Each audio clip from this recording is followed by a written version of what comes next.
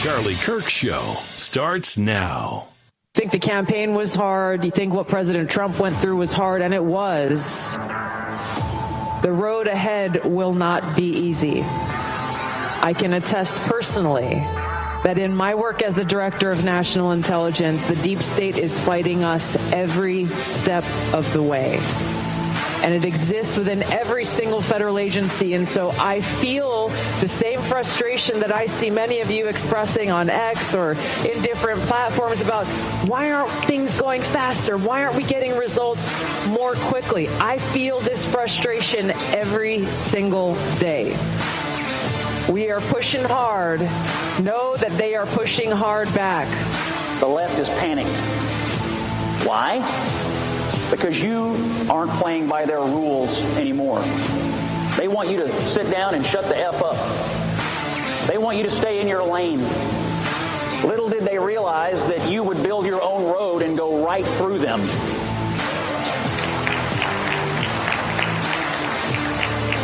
You all stand unapologetically for free speech in the places that they thought they owned. Tonight, as I'm talking to you, we got the most secure border in the history of this nation. In the history. Illegal migration down 96%. That means 96% less people coming. With 96% less people coming, how many women are being raped by the cartels? How many children are dying making that journey? How many pounds of fentanyl is it getting to the country to kill Americans? So, you know he's not a communist either, right, Zoran? So he says he wants to seize the means of production, but he doesn't mean any of that. He's not authentic. Do you know how I know he's not a communist? His teeth. You gotta check out his teeth. They're not just white. They're toilet bowl white. They're whiter than Joe Biden's, and we've seen Joe Biden's teeth, right? You don't get that sort of color of teeth without capitalism. That's cosmetic dentistry. That's Zoom. That's veneers. It's capitalism. He's a fraud. He's a phony, and we all know that. We're going back to gender-neutral, colorblind, merit-based performance standards.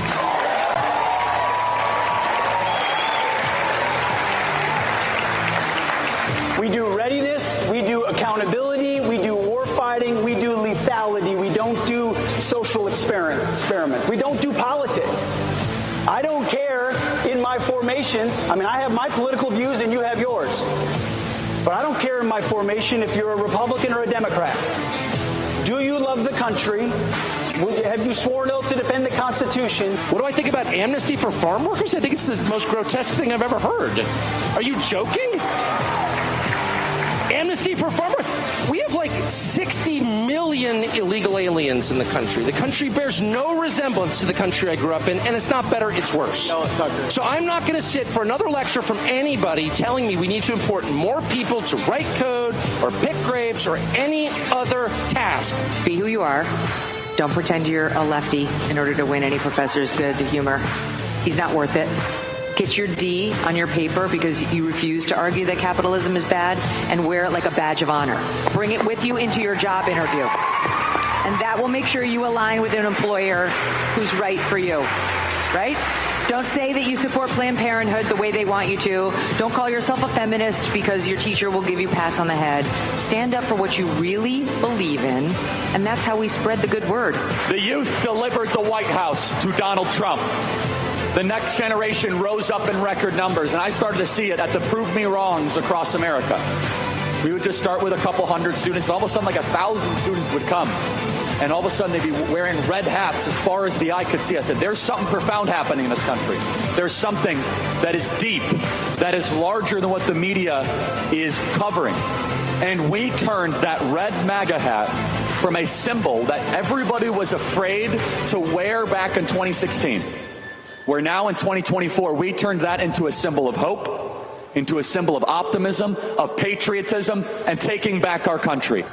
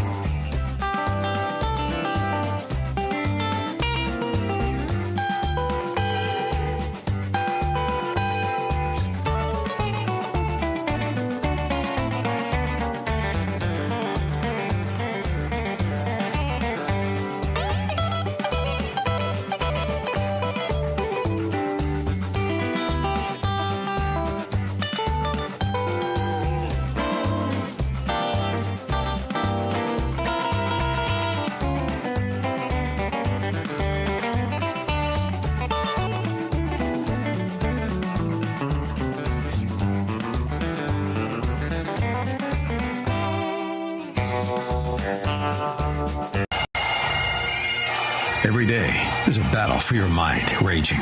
Information coming from every angle with the will to deceive. Fear not. You found the place for truth. The voice of a generation that still has the will to believe in the greatest country in the history of the world. This is the Charlie Kirk Show. Buckle up.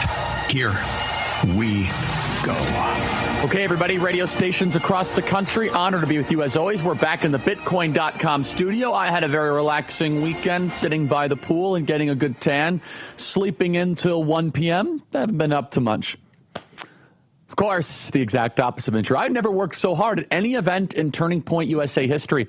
The team will attest to this. It's just up at 6:37 and literally no breaks.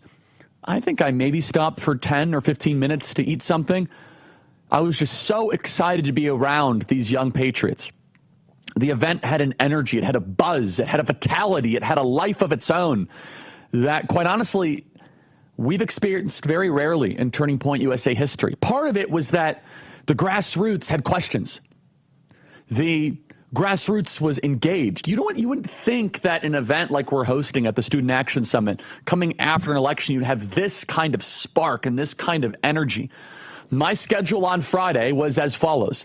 Woke up very early, did Fox and Friends, awesome, with my friend Charlie Kirk. Went straight from there and sat with the young students at Turning Point USA privately, 100 of them, table by table for over an hour, listening to them, learning from them.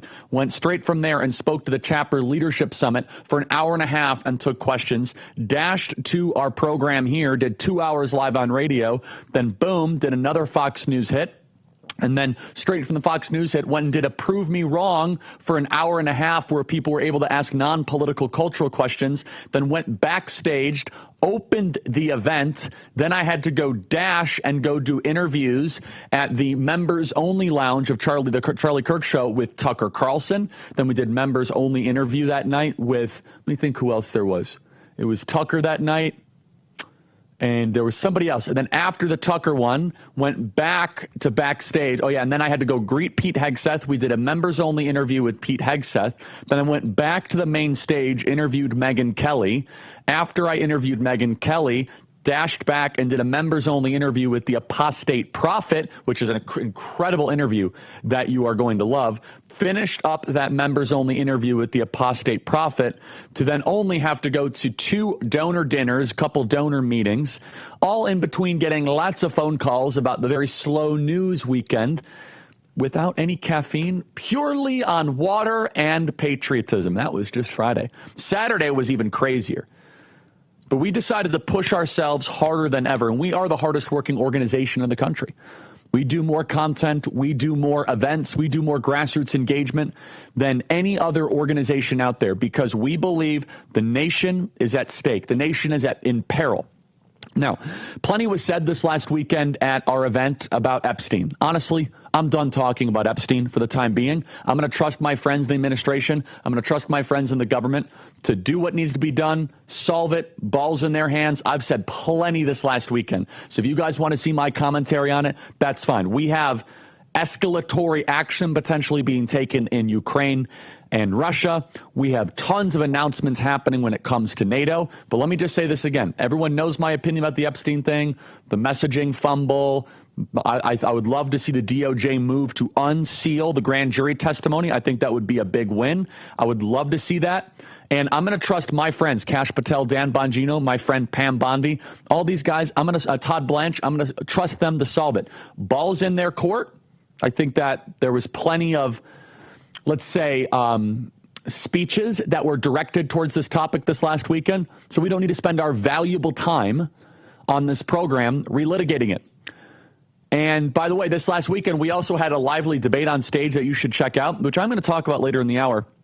I think we have Josh Hammer joining us in the second hour about Israel. Josh Hammer versus Dave Smith. It's gone super viral, all about Israel. But taking a step back, I want to remind you the big picture. And the big picture is this. What I love about these events is I'm able to talk to people directly. We did a focus group, by the way, yesterday morning with well over 50 of our top Turning Point USA students. And well, that focus group is going to go viral. Think like Jubilee times 10. Hearing straight from students about issues that matter to them. The Student Action Summit was the largest we have ever had.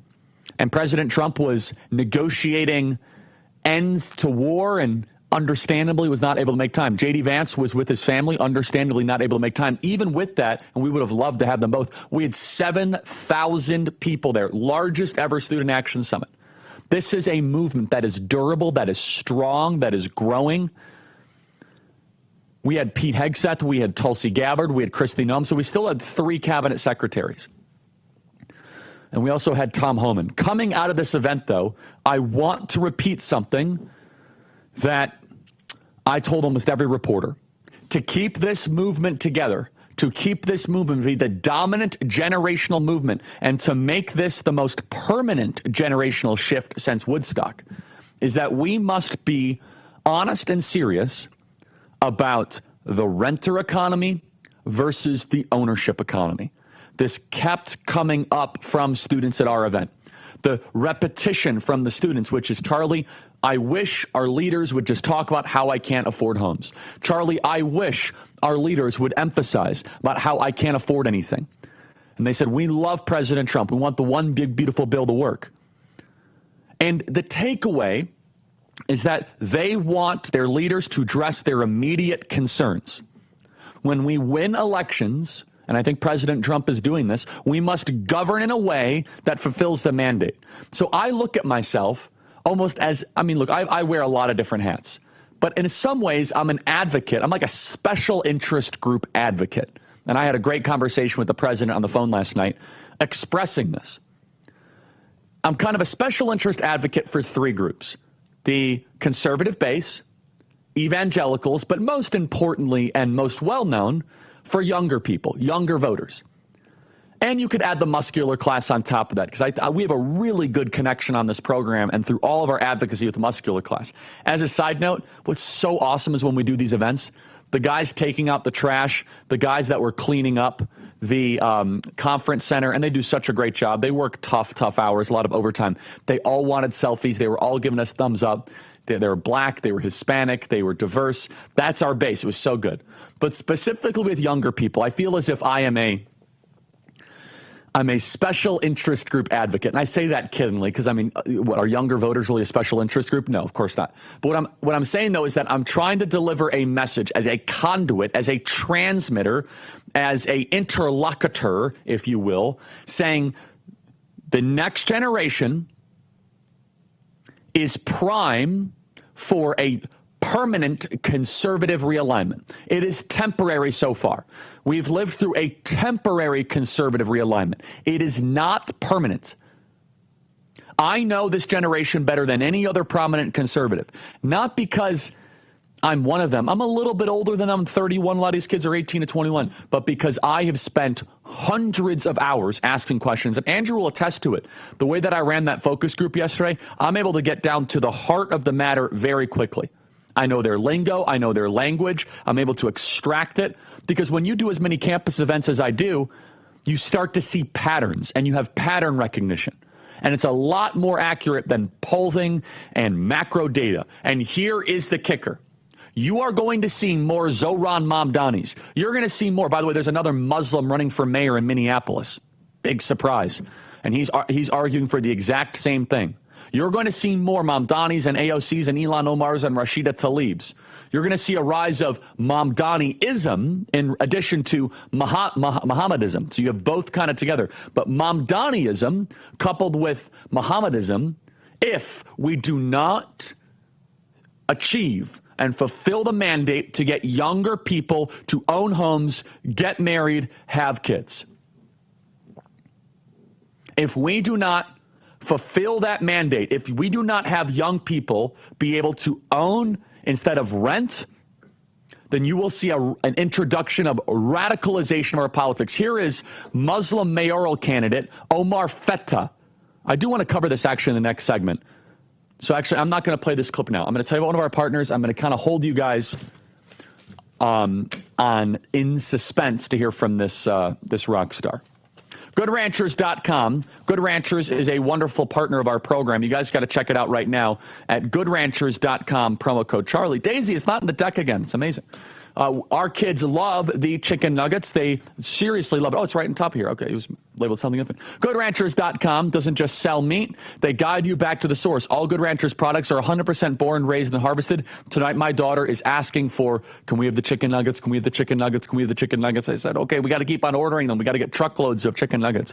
Go to GoodRanchers.com and then use promo code Kirk to get my free meat for life plus $40 off. That is GoodRanchers.com, promo code Kirk. Go to GoodRanchers.com, American meat delivered. That is GoodRanchers.com. Use my exclusive code Kirk at checkout, and you get an extra $40 off your first box. GoodRanchers.com, American meat delivered. If we do not make Gen Z owners, there'll be more Mamdanis, and I'll prove it to you after the break.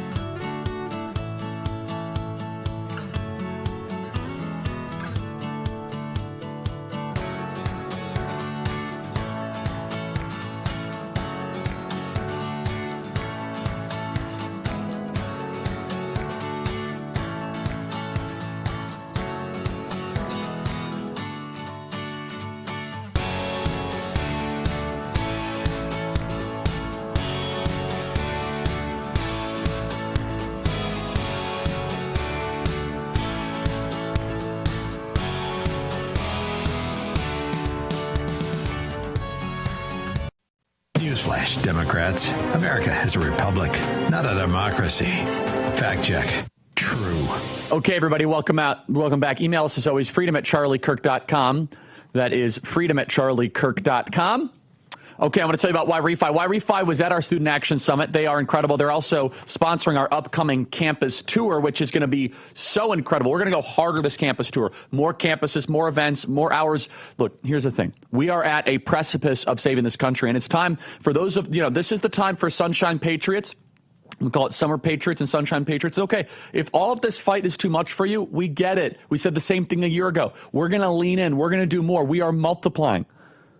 Now's not the time to be fatigued. Now is the time to lean in. Y-Refi helps make it all possible. Go to yrefi.com. Just call 888-YREFI34 or log on to yrefi.com. You don't have to ignore the student loan statements. You can give mom or dad a break. You can skip a payment every 6 months up to 12 times without penalty. Go to yrefi.com. That is yrefi.com. YREFY.com. That is yrefi.com. So check it out right now. yrefi.com. Y-Refi offers a 3-minute rate check. So go to yrefi.com. May not be available in all 50 states. That is yrefi.com.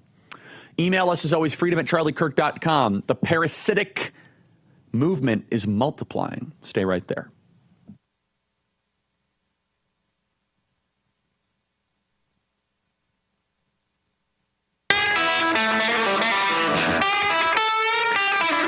Okay, everybody, welcome back. Email us as always, freedom@charliekirk.com. If we fail to make renters into owners, we're here at the Bitcoin.com studio.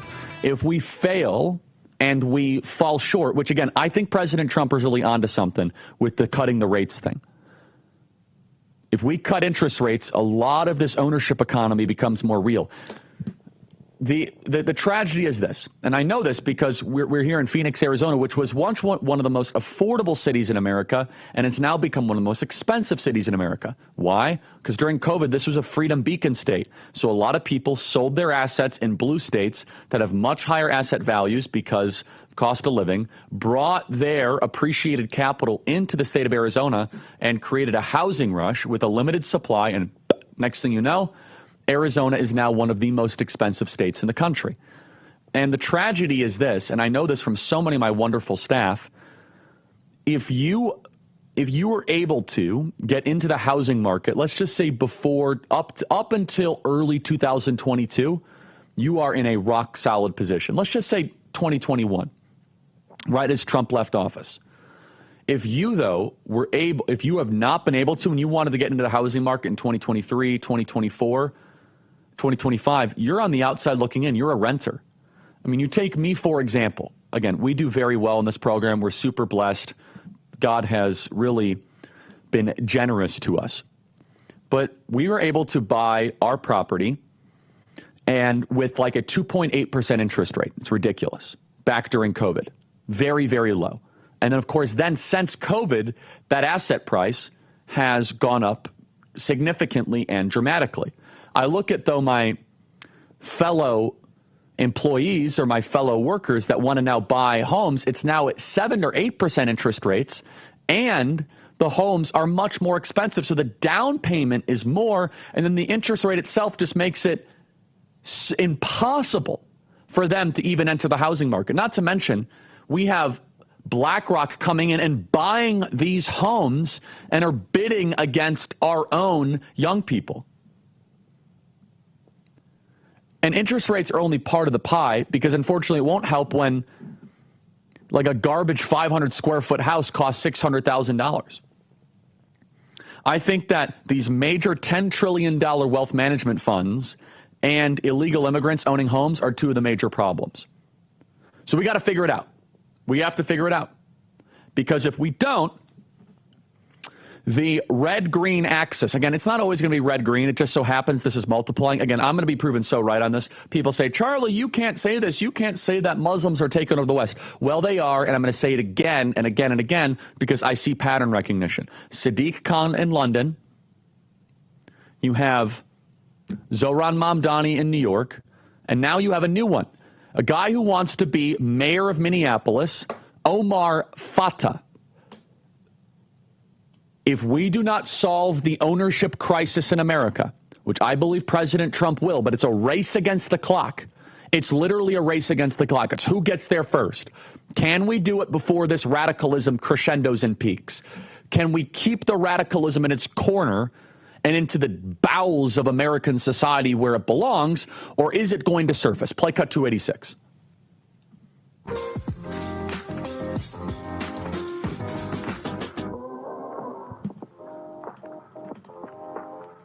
Okay, I don't know what that was, but apparently I thought it was a video of him talking. Instead, it sounded like I was sitting in a nightclub. So apparently this guy is Somali mayor candidate Omar Fattah, who says, quote, protecting all of our communities from Donald Trump means not letting the Minneapolis Police Department interact with ICE, whether it's an immigration raid or not. Again, so this guy is a Muslim, Somalian. So we've brought them in through mass migration, and he doesn't care about. He's an instrument for the destruction of the West. This particular guy. He wants Islamic socialist control over Minneapolis, and we've seen this happen so many times. Mass immigration without assimilation is invasion. Commit that to memory. Mass immigration without assimilation is invasion, especially when you do it in such big numbers. So my takeaway from the Student Action Summit was that these young people have been sending us a distress signal, and praise God for them. They're working their tail off. They're starting Turning Point USA chapters. They are fighting on the front lines. And they're saying, Charlie, can we just please have a national project on marriage, kids, homes? Marriage, kids, homes. Said differently, mortgage, marriage, mating. Mortgage, marriage, mating. The 3 M's. Make it easier to have a mortgage, make it easier to get married, and make it easier to mate. Those 3 things. The 3 M's.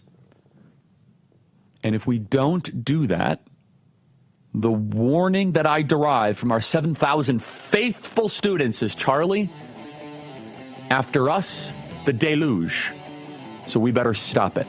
Be right back.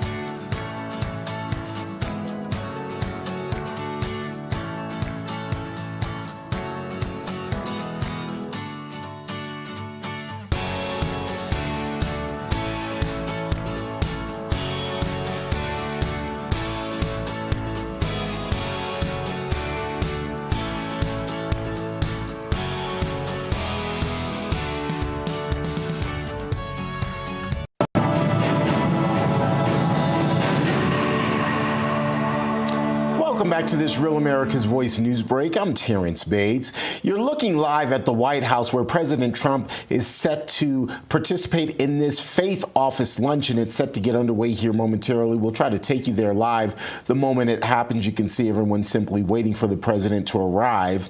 In the meantime, the president also hosting NATO's Secretary General there at the White House. The two leaders discussing everything from sending weapons to Ukraine to negotiating with Vladimir Putin and trying to end the war between Russia and Ukraine to the success of the recent NATO summit. This is really big.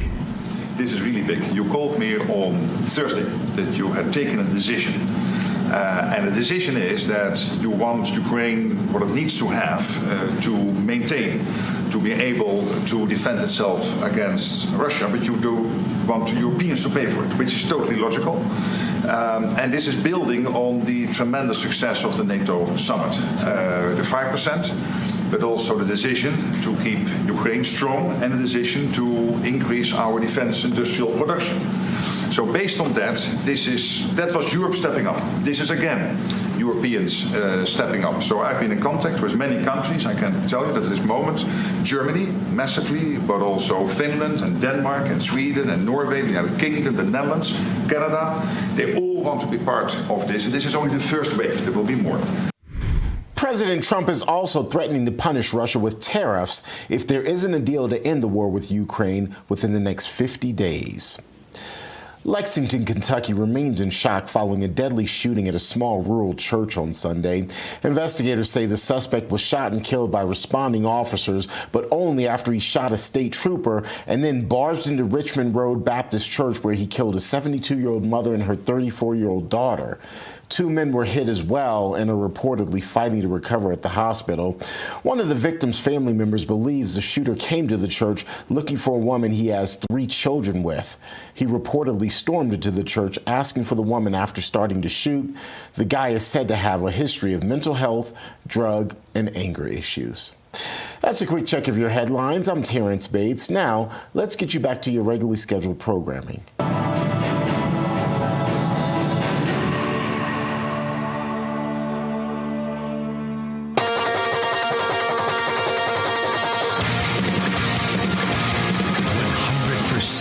American made. And darn proud of it. The Charlie Kirk Show.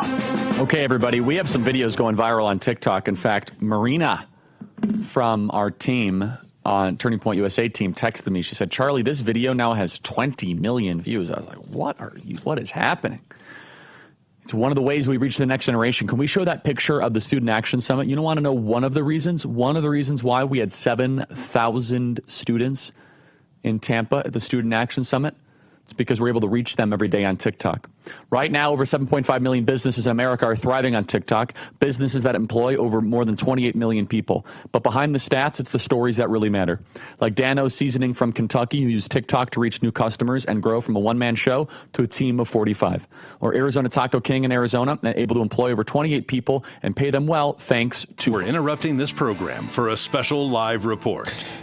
Welcome back to this special report. It is lunchtime at the White House. President Trump just arriving at a special luncheon for the Faith Office. Let's listen in. Nice sound that is, isn't it? What a...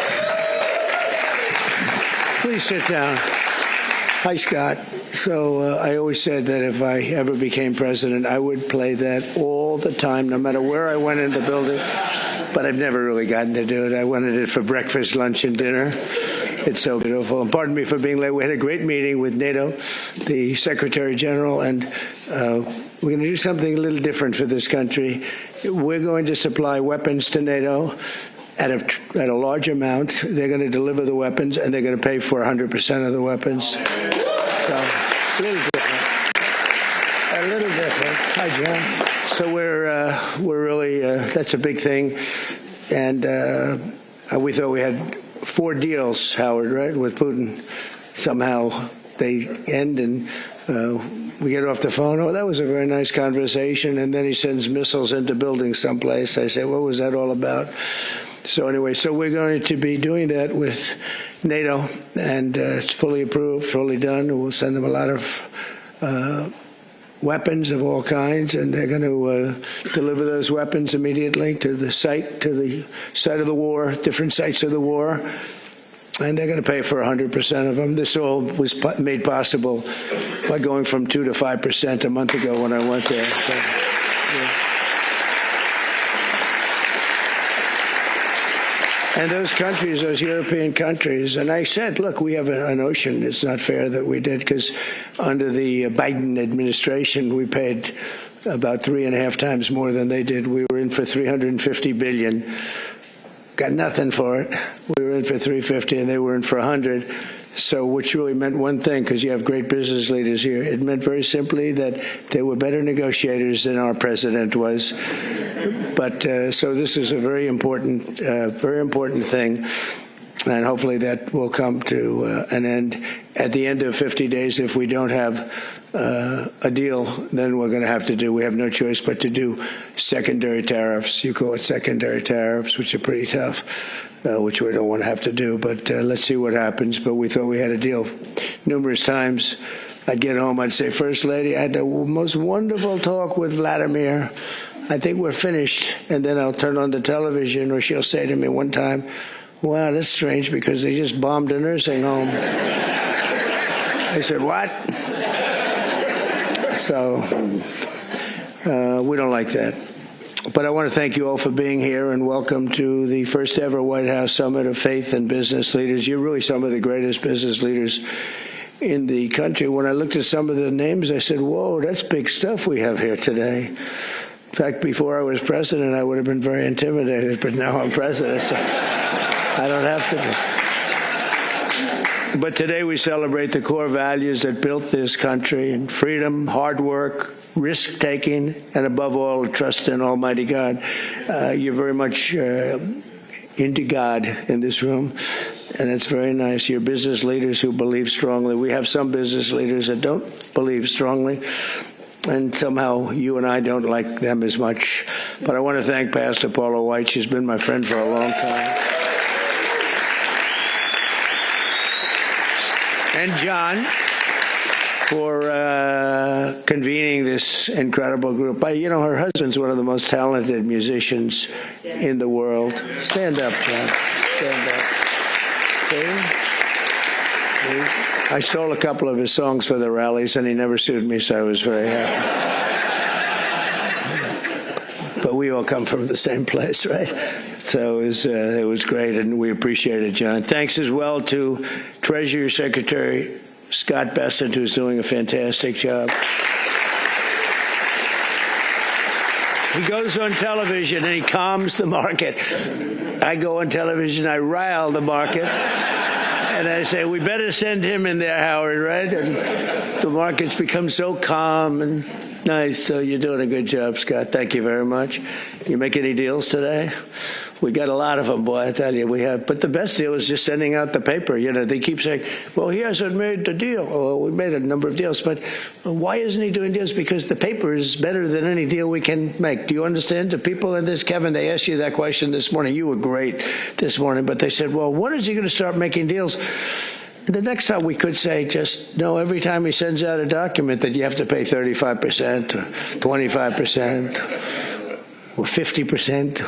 or in one case 100%. Those deals, you can't beat those deals, but we're still willing to talk. And they all, literally every country wants to make a deal. We're in a good position.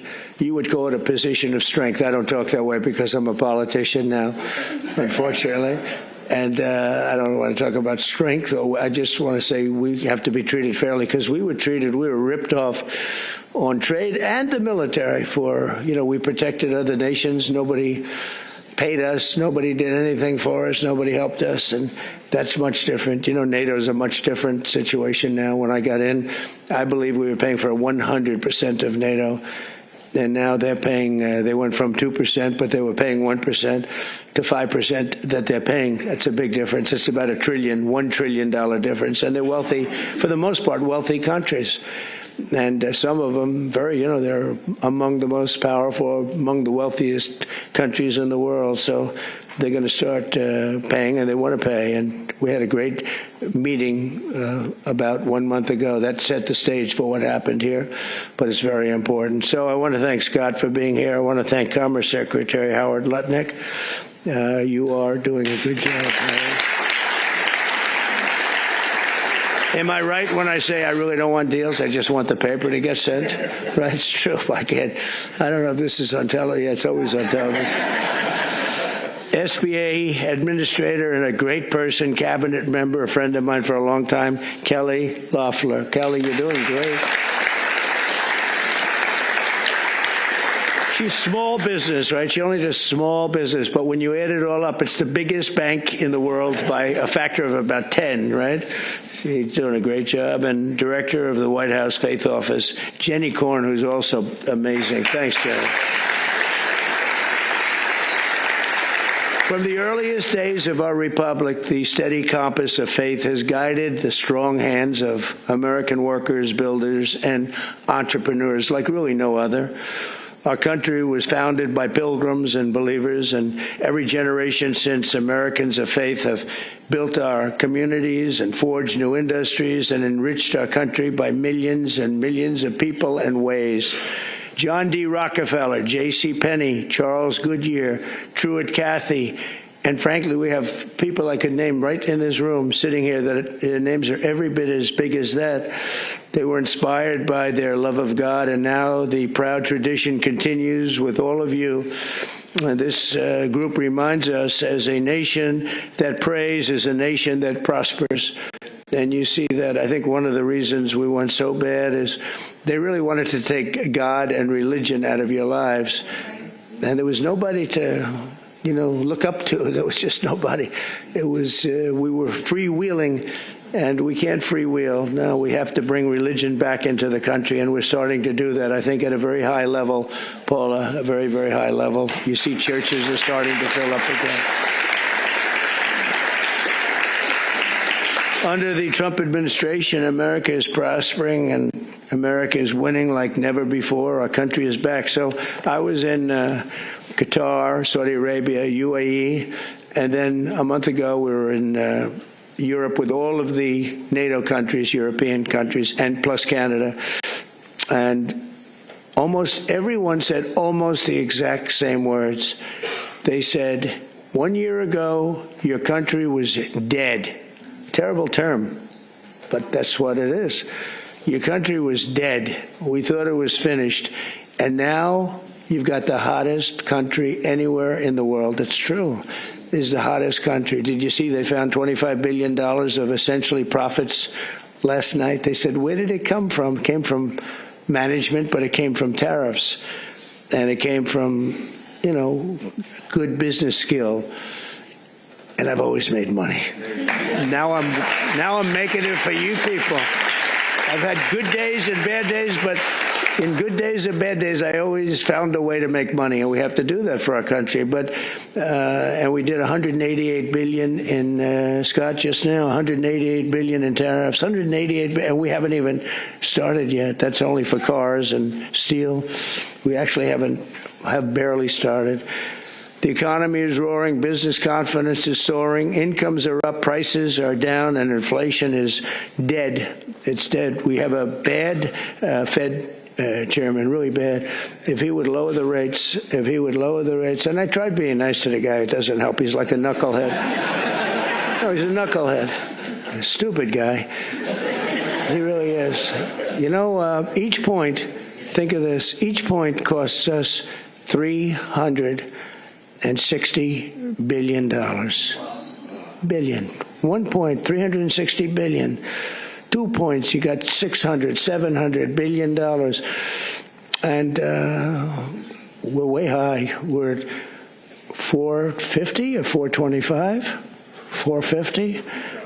And how do you go borrow money at 1% when the Fed has you at 450?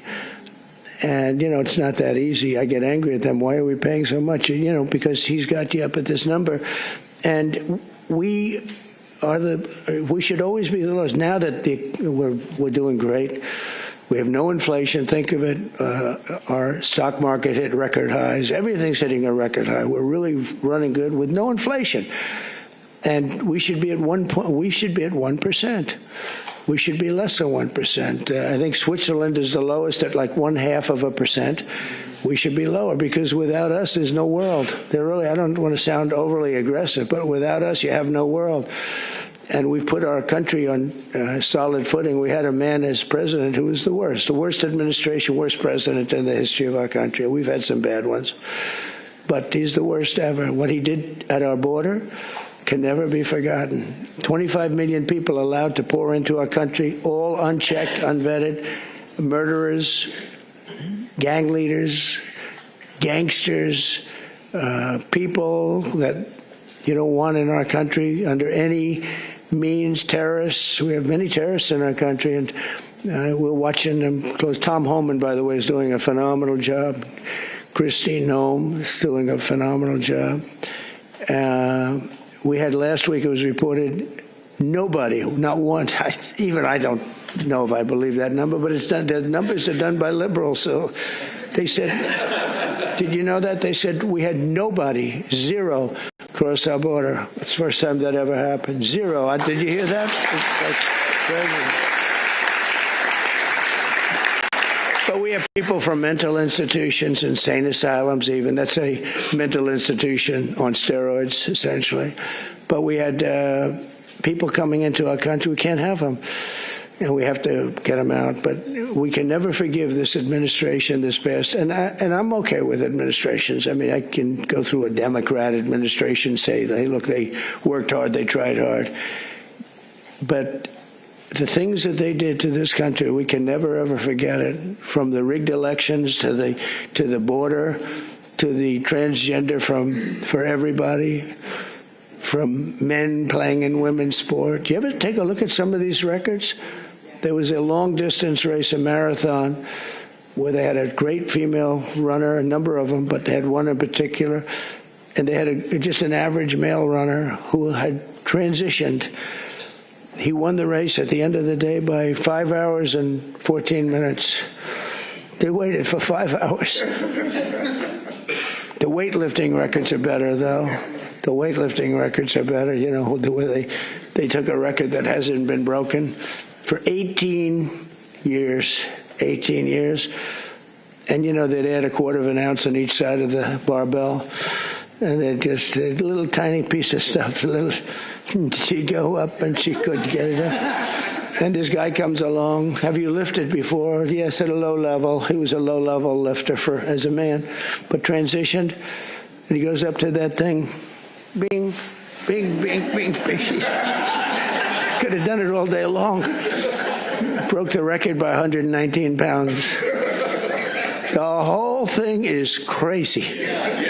The swimming records are pretty good, too. You got to see that. I told the story. You had this great group of young ladies, and they grew up with each other because, you know, they sort of swam at the top level.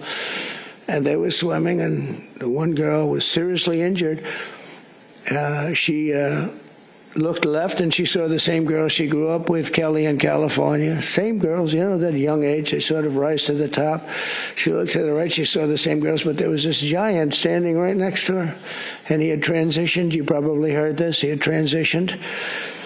And she'd never seen her before.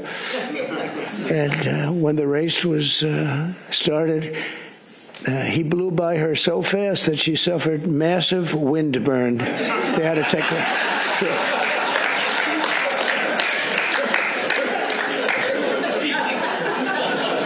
And he got out of the race, and he went, had a little lunch, and then he came back and watched the rest of the young ladies finish up. The whole thing is crazy, and it's so demeaning to women. It's so demeaning to women. But it is what it is. But what they did to this country, and we ended all of that, as you probably know. We ended the woke. The woke stuff is no longer in favor. But we're doing fantastically. Wages for blue-collar workers have surged by the most in over 60 years. Gas prices have reached the lowest level in 5 decades. Actually, we're going to see some really good numbers where, you know, drill, baby, drill. I got to make sure that people can afford to produce the gas. But the gas has gone to the lowest level in decades. And you're seeing $1.99, $1.98, and I saw $1.95. at certain states, not California, because every time it goes down, they add taxes onto you. You're at $6, $7. They just add taxes. So all they do is they keep adding taxes. Terrible governor, doesn't know what he's doing. He may be a candidate, but if you go by success, you can't have him be a candidate. And on Friday, it was announced that the United States Treasury ran a budget surplus. Is that true, Scott? In June, for the first time in many, many decades. Wow. I didn't know that. That's a good one, too. I'm going to have to put that in my repertoire, Scott. But the biggest victory of all came 10 days ago when I signed the one big, beautiful bill into law. Right? And just as I promised, we did something that was amazing. You know, everybody was against it. I wanted it. I know Scott and Howard liked the idea of it, too. But it was very risky because they've never done anything like it in terms of the size. It's the biggest bill ever passed, of its kind ever passed, by far. And they were going to cut it into 2, 3, or even as many as 7 bills. And I said, the problem is that in the one big bill, everybody gets something. When you cut it into 7s, there are 4 or 5 of them, or 3 of them, right, Kevin, that you get nothing. All they're going to do is fight it. You'll never get them passed. And so we went with it. I was on a show called Deface the Nation. Have you heard of it? They're so bad. They're so bad. These people, they're so average. But I was on this show, Deface the Nation. Ladies and gentlemen, President Donald J. Trump on Deface the Nation. No, but they're all so bad. But we were on the show, and she said to me a question. She said, what would you call this bill? Would you want to have it called One Big Beautiful, or would you rather see it? I said, what I want is one great, big, beautiful bill. And Speaker Mike Johnson, John Thune, they were watching, and they said, what a great name for the bill. We actually ended up calling it that. We took the great out. I actually liked it even better. One great, big, beautiful. But they said, let's a little bit of a low key. But we got to pass. But we got to pass because there's something for everybody. And there are things that people don't like, but you need them for the country. You know, you have to do some things that are great for the country, but they wouldn't necessarily get the votes. And we got the votes. Think of it, not one Democrat vote. All the goodies that we got, not one Democrat voted in either the Senate or the House.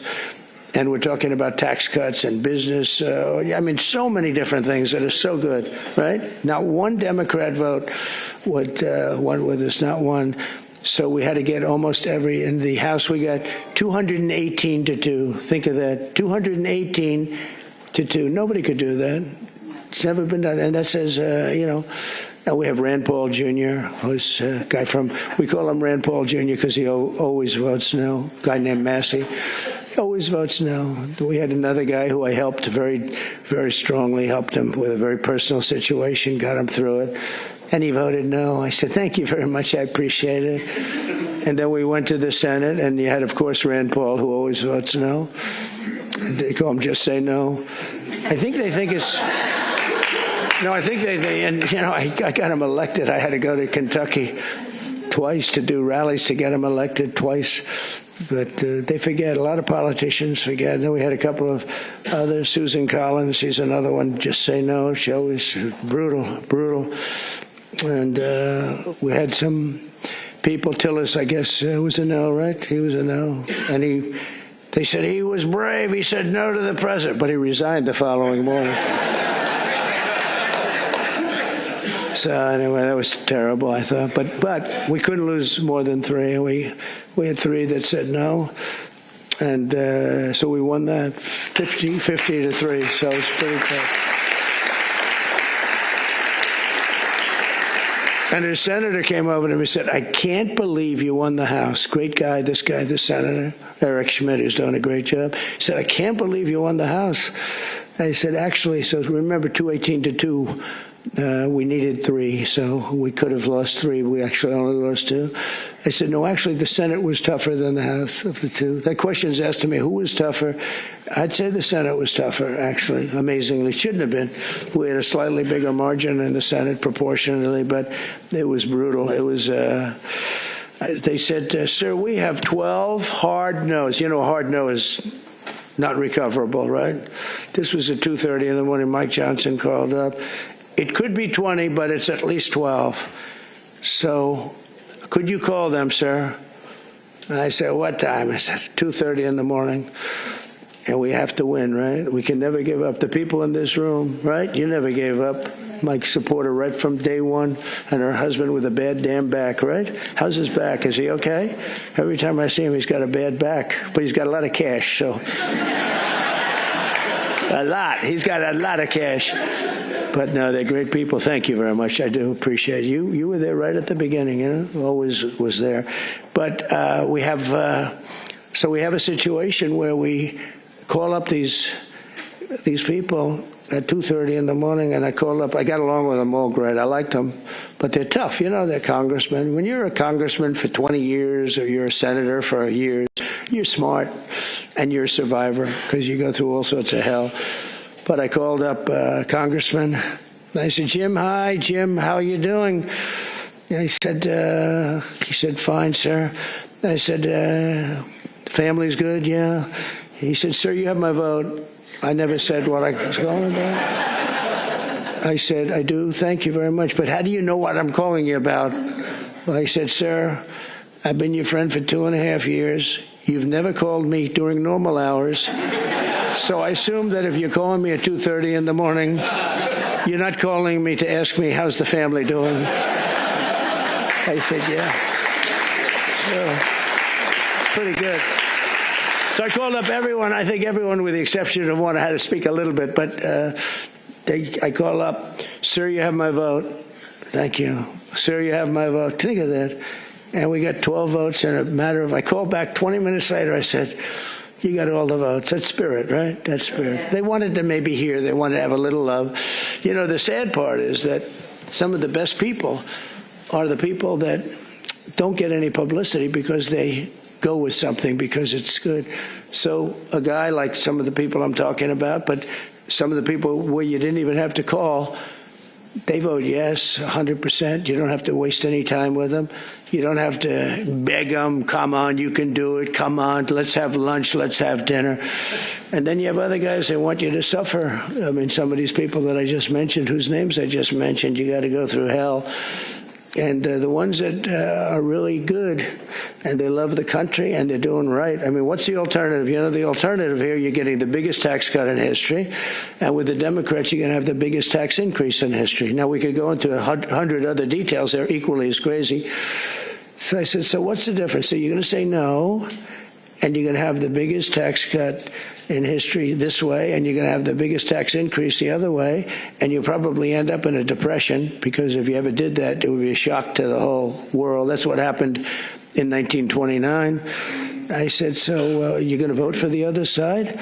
Well, sir, I'll do what's really appropriate. You know, they're losers. But you have that. Really, they're grandstanders. You know, you have grandstanders, and you have them in every business. And the Democrat has far fewer. They're grandstanders. But, you know, the one thing about them, they have bad policy. They're evil people in many ways, but they stick together. You don't have it where you don't have, I don't want to use too many names, but you don't have a Mitt Romney in the midst who makes you suffer. You don't have some of the people that I mentioned who make it so hard. They make it so hard.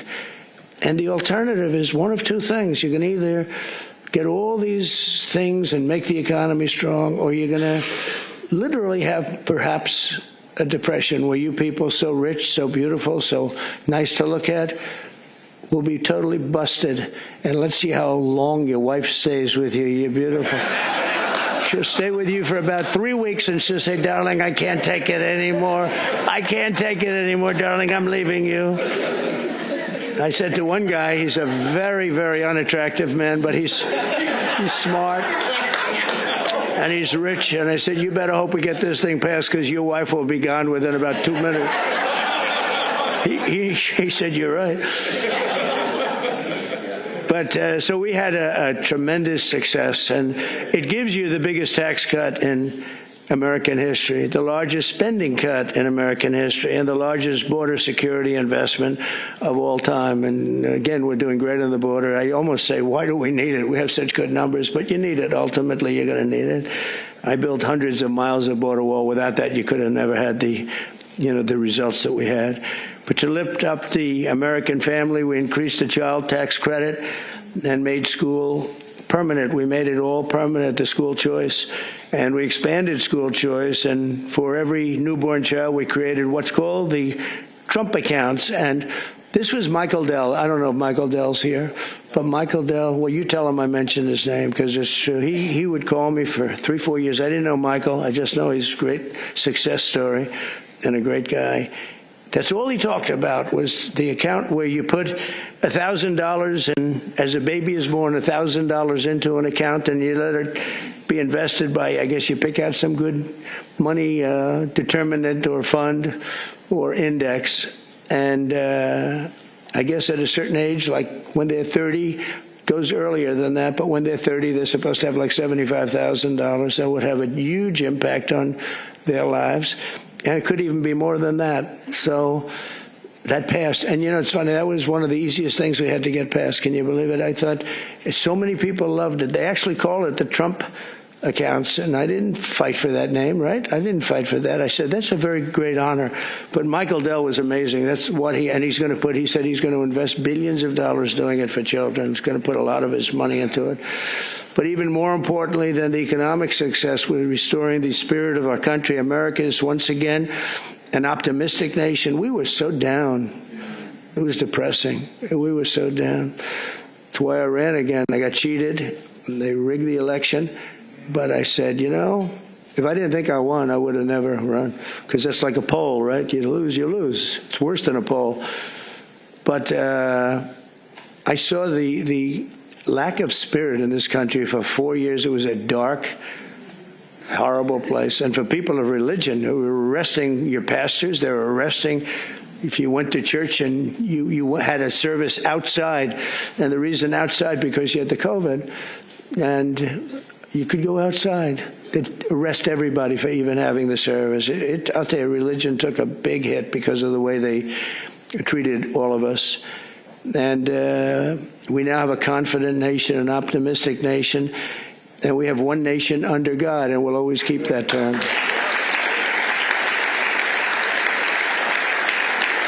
And we're bringing back, very importantly, and not just evangelicals or Protestants or all religions, we're bringing them back into our country. As president, I've ended the radical left war on faith, and we're once again protecting religious freedom like never before in our country. We're protecting it like never before. We're getting rid of the Johnson Amendment that didn't let the pastors and ministers and everybody speak about politics.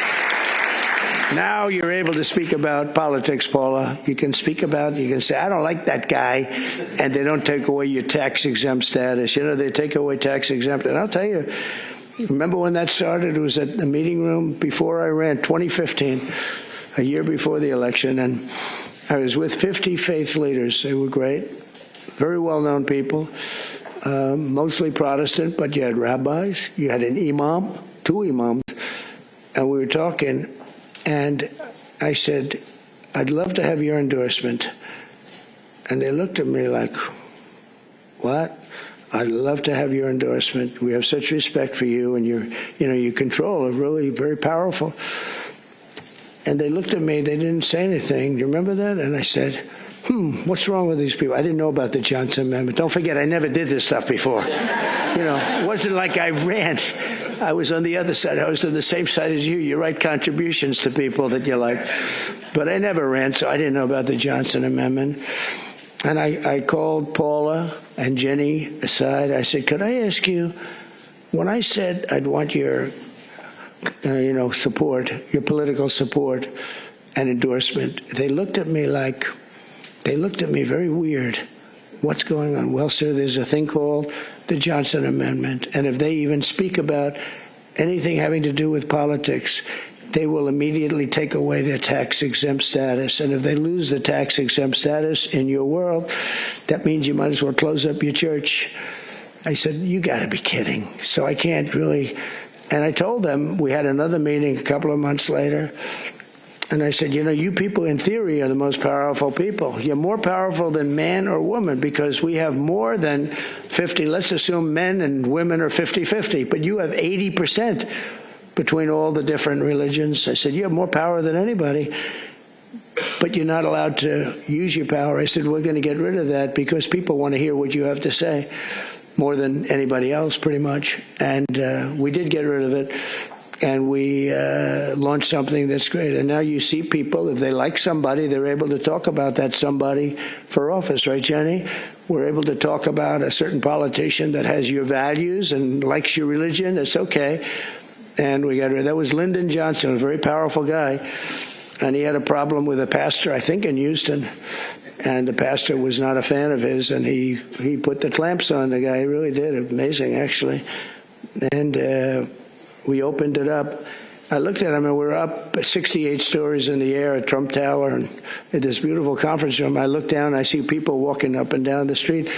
I said, that means that person walking up and down the street, any one of them have more power than you do because you're not allowed to even talk about it. You were even afraid to talk about it, but they're not afraid any longer, and I think they appreciate it.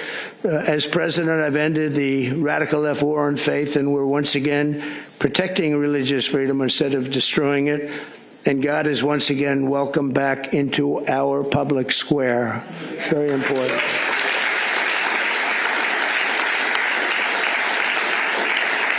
And I stopped the Biden administration's persecutions of Christians and pro-life activists. They would put people in jail if they even uttered the word.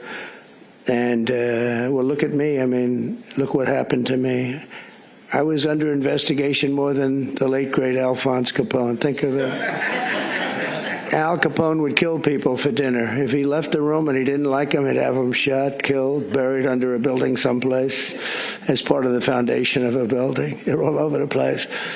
And I said I had more time under investigation than the legendary Alphonse Capone or probably anybody else. But I had a lot of good people with me, and most importantly, I had the base with me at a level that it actually became stronger. The one thing I did that was very helpful, I was indicted 5 times. Think of that. Indicted. That wasn't a word that was in my father's looking down, my mother's looking down. That my son's not supposed to be indicted, I think. I got indicted 5 times, impeached 2 times. All bullshit, right? All terrible stuff. And I got impeached for making a perfect phone call.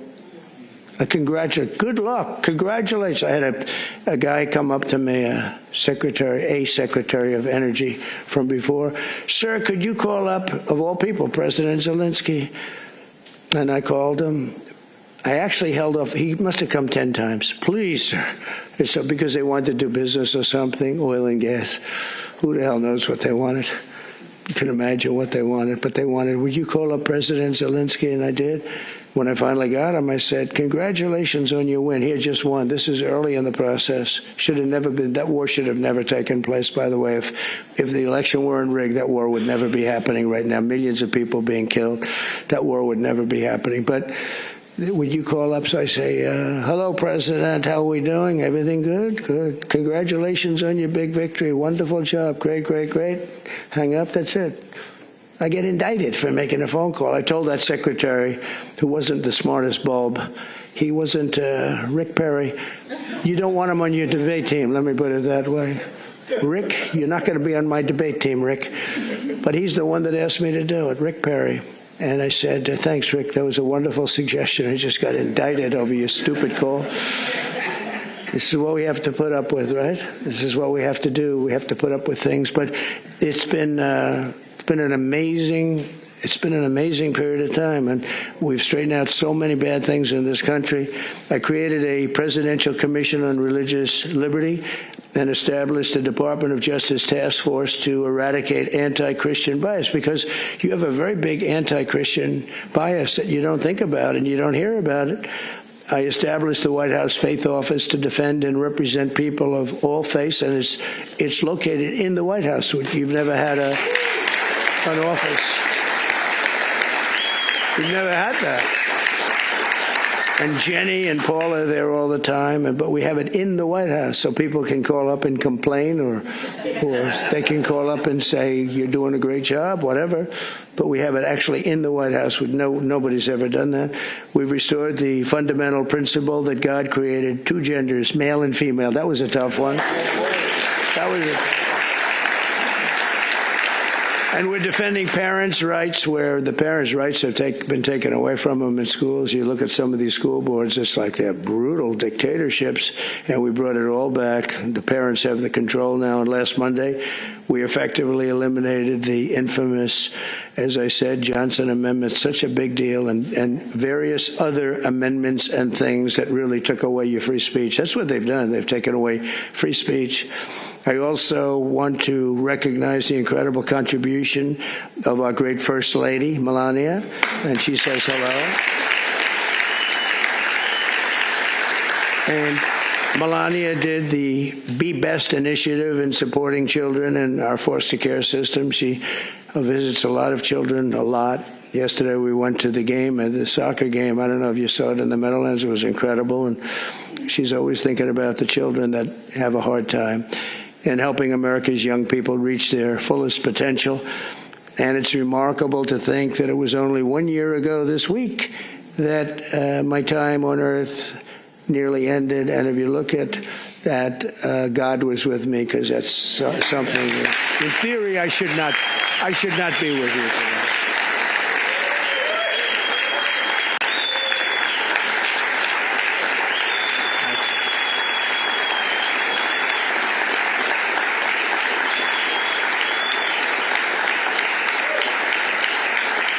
Well, I believe that, and I believe it, that my life was saved by God to really make America great again. I really believe that. I think I have a son. He's a great shooter, like a championship shooter. Don and Eric was a great shooter, both of them. But they said that at that distance with that gun, you didn't have a chance. And we turned the head at the right time, didn't we? Huh? We turned the head at the right time. So, I don't know, some people say it was lucky, and some people say something else. I say something else. I think God helped us. So I always believed in giving back to this nation, a nation that we love so much, and I know that everyone lives by that same sacred principle. The people in this room do, I can tell you. I hate when I see complainers, people that complain and they don't do anything about it. Like in many cases, the media, not all of the media. I must have something because we won in a landslide. Think of it, we won every swing state. We won by millions of votes. We won the popular vote. We won there's a district vote that's very interesting. It's where the whole map looks red for a Republican, by the way. But the whole map came out, I think it was 2,750 to 505. Think of that. That's broken into little districts, little areas. We had an unbelievable election, and so I don't know, somebody said, how do you win without the press? But we have a hidden press. And the real hidden press and the hidden vote is the people and the word of mouth. Word of mouth is more important than the press. And they see what we do, and they see how we do it. I want to thank all of you and your great communities. And, it's a blessing to our country that you're here, and a blessing to our country that you become so successful and so great. And people look up to you, have no idea. You don't know. We take things for granted. You don't know. The people in this room are amazing. I even, looking at that list, I really said, that's something great. And you're all believers. I think, Paula, you wouldn't have invited people that were not a lot of, is there an atheist in the room? Any atheists? I don't think so.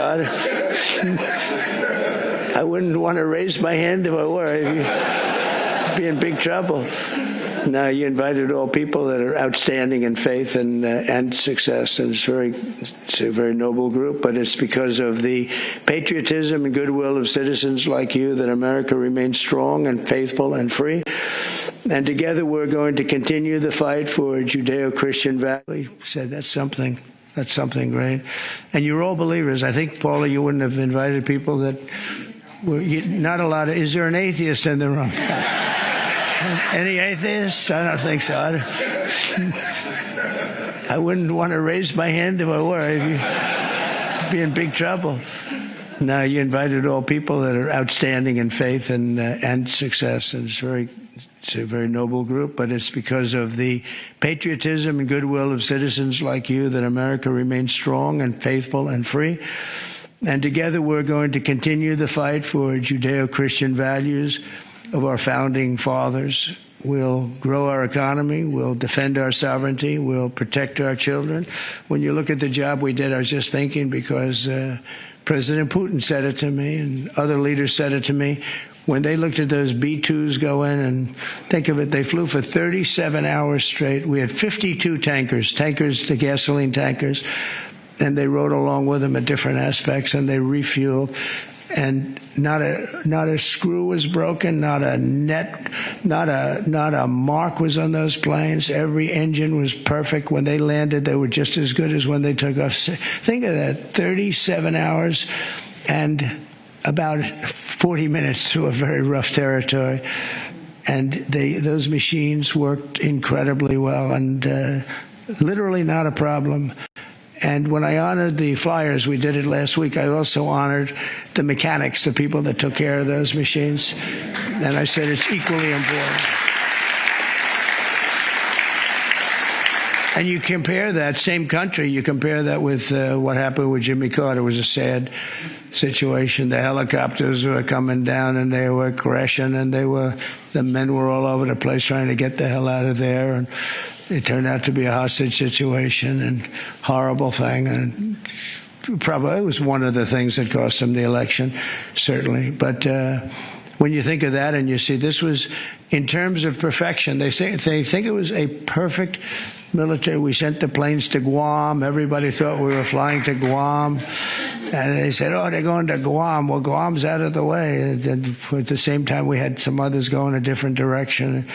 I watched horrible CNN. You know, you have to watch sometimes your opposition, and they are opposition. And I saw that they had basically the plans of when we're going in, when we would be entering Iranian oil airspace. And I said, you know, that's weird.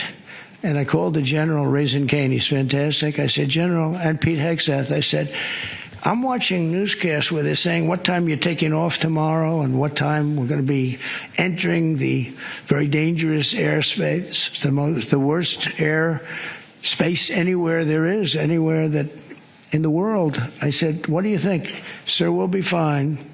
We blow them away, we'll be fine. Because, you know, they went those B-2s with 7, and they were surrounded by a lot of great planes. F-22s, the most beautiful plane ever built. The fighter jet, F-35s, had a lot of different planes going with them.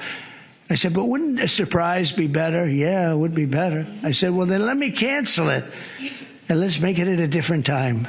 So the day before, you know, I canceled it. And I said, I'm canceling it. We'll do it sometime within the next 2, maybe 3 weeks, but I'm canceling it. And then I had a meeting, and I said, I have an idea, because I got slightly big coverage, to put it mildly. So everyone knew it was being canceled. I said, let's leave at the exact same time we were supposed to leave, the following day. And we took off, and that's when the planes went out to Guam and this and that, and we took off. And that was the only time, and they said it, that was the only time they knew we wouldn't be coming in, was the exact same time that I came. I said, let's do something. And they flew in, and they were stealth. Incredible planes, they were stealth. And they hit every bomb, hit their mark. Every single bomb hit the mark. It was unbelievable how they did it. And then they said skedaddle. Skedaddle means get the hell out of there. They had to get out of that airspace.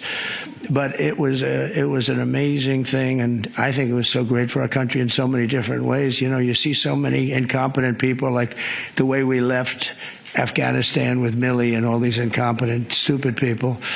And Biden, I mean, it was him. Leave everything behind. We'll leave jets behind. I said to Milley, I said, so you mean to tell me, because I was going to leave. We would have left earlier than them, but we were going to leave with dignity and strength. I said to Milley, you mean you want to leave a jet fighter behind? Sure, it's cheaper if we do that. I said, wait a minute, give me a tank of gas and I'll fly it to Pakistan, or I'll fly it to someplace, or I'll fly it back home. Why is it cheaper? Oh, it's just cheaper. That's when I realized the guy was grossly incompetent, okay? He's telling me it's cheaper to leave a plane than it is the planes cost $150 million apiece. Let's leave it, sir. It's just great. And they did. They left all the, I was taking everything, but they left it behind. But when you look at what happened and compare that to what we have now, we have a real great machine. I rebuilt the military in my first term, and we left some of it to Afghanistan and the Taliban, and they have their parades. I hate those parades. Every year they have a parade wheeling down our equipment on some very unattractive street. That's, their Fifth Avenue. They show our equipment going down. It's getting older and older, but I hate to see it. But we're going to be working together to protect our children, and with the grace of God and the blessing of Providence, we will lead our country to heights that it's never seen before. I think we're going to be more successful in many ways, but I think we're going to be more successful than we've ever been. And I do think this, if we didn't catch it, if we would have lost this election, our country was finished. I think we were run by incompetent people. We were run by an auto pen that nobody knows who used it. I think it's one of the biggest scandals in the history of our country. We were run by an auto pen. Nobody has any idea who used it, including Biden. He doesn't know. He saw that interview yesterday. He knew nothing. So it's a very terrible. We're against an evil group of people, and they're very smart. Very smart. He's not, but they are. They took over the Oval Office. They actually took over the Oval Office. We can never let a thing like that happen again. So, Paul, I want to thank you very much, and I want to thank Jenny, and most importantly, I want to thank the people in this room. You really are incredible people, an inspiration to our country. And I know you don't know that. You don't think it because you're too busy working. But you are. You're a great inspiration to young people that want to be just like you when they grow up. And thank you very much for being here. And it's a great honor. And, Paul, I think you're going to say a prayer. I'll stay with you while you say your prayer, okay? Thank you very much, everybody. Thank you. Thank you very much.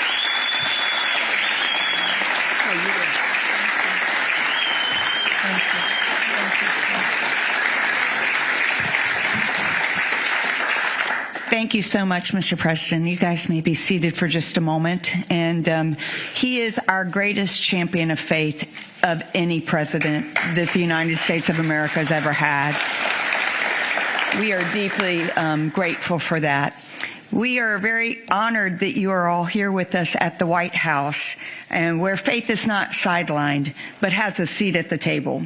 And as we gather today as leaders of industry, of vision, of faith, I believe that today is going to be very enlightened. And I'm so overwhelmed. We're getting ready to worship and pray, and to just think that prayer, worship, and doing good works is welcome back into the White House.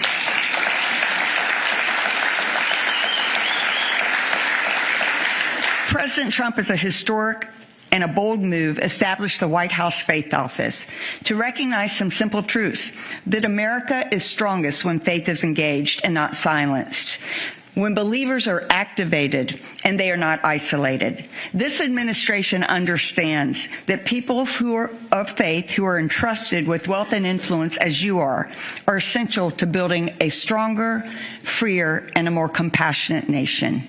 You're more than just CEOs and business leaders and entrepreneurs. You're stewards on divine assignment, builders of legacy, and vessels of impact. You've been called by God to his kingdom for such a time as this. And together we are witnessing something absolutely remarkable. More has been accomplished by this administration in the past 5 months than in the last several decades.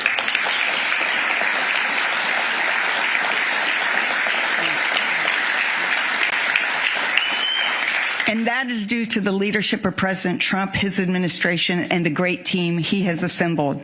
America's spiritual and moral foundations have been restored, and it's only the beginning. Today's not just a luncheon. It is a moment of divine alignment, a commissioning. And we believe that God is raising up business leaders who don't separate faith from enterprise, but who see their platforms and their pulpits as their businesses and instruments for eternal impact. Let us pray. Heavenly Father, we come before you with great reverence and expectation. Your word declares in Isaiah chapter 43, verse 19, "Behold, I am doing a new thing. Now it springs forth. Do you not perceive it?" Lord, we do perceive it. We see the stirring of your hands, reviving hearts, reforming systems, raising up leaders at this very hour. We thank you for our great president, President Trump, for his life, his courage, his clarity, and unwavering defense of faith and freedom. May your wisdom guide him and your protection always surround him, according to your word that does not return void. In Psalm 89:21, that you say, "My hand will sustain him, and surely my arm will strengthen him." We bless every person in this room, those you've entrusted this wealth, strategy, and vision to, according to 1 Timothy 6, that you tell us, "Do not put our hope in riches, but be rich in good works, generous and ready to share." So they are your Josephs in Egypt, the wise stewards in famine. They are your Daniels in Babylon, the uncompromising voice, and your Lydia in Philippi, the ones who expanded the kingdom. Let this be more than a meeting. Let it be a movement where we come together and converge to bless communities, care for others, and reach nations, empowered by your purpose and your grace. Unite us with the common cause to use our time and talent.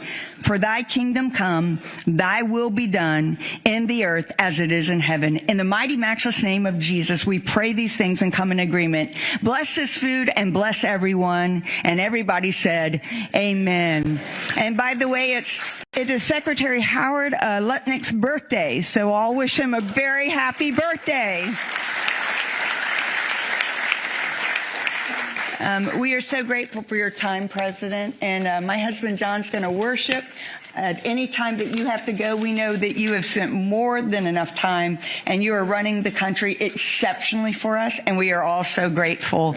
So he will stay as long as possible, but will you let President know how much we love and appreciate him?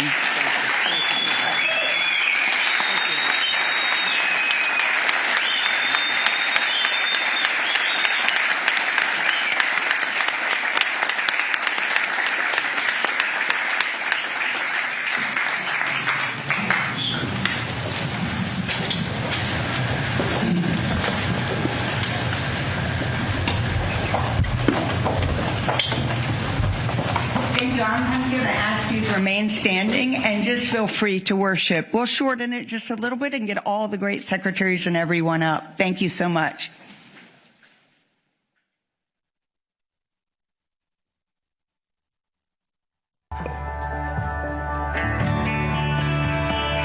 You guys sing along with me. Praise the Lord. Come on.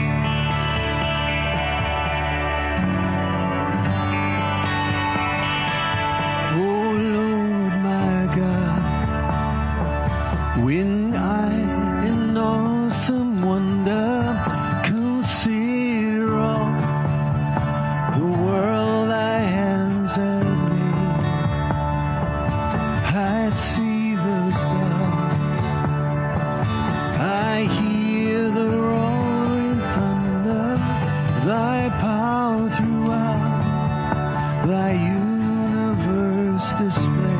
Everybody sing. Sings my soul, my Savior God, to thee. How great thou art, how great thou art. And sings my soul, my Savior God, to thee. How great thou art, how great thou art.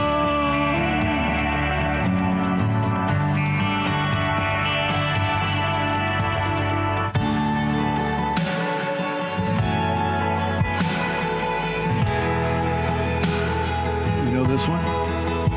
You give life, you are love, you bring light to the darkness, you give hope, you restore every heart that is broken. Great are you, Lord.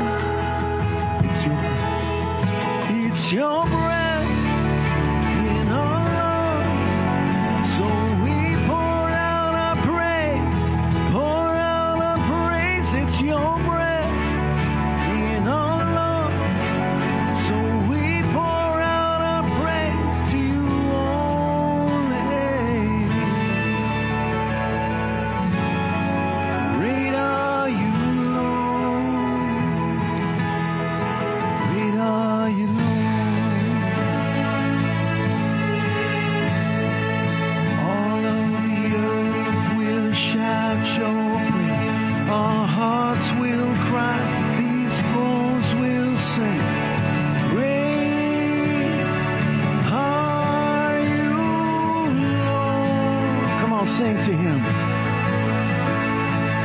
All of the earth will shout your praise. Our hearts will cry, these bones will sing. Great are you, Lord. It's your breath. It's your breath in our lungs. So we pour out our praise. Pour out our praise. It's your breath in our lungs. So we pour out our praise. Pour out our praise. We're going to go up. It's your breath in our lungs. So we pour out our praise. Pour out our praise. It's your breath in our lungs. So we pour out our praise to you only. Great are you, Lord.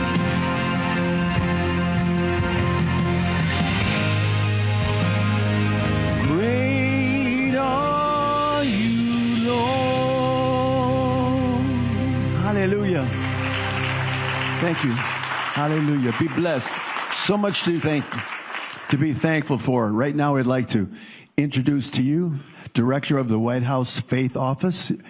Please welcome Jenny Korn.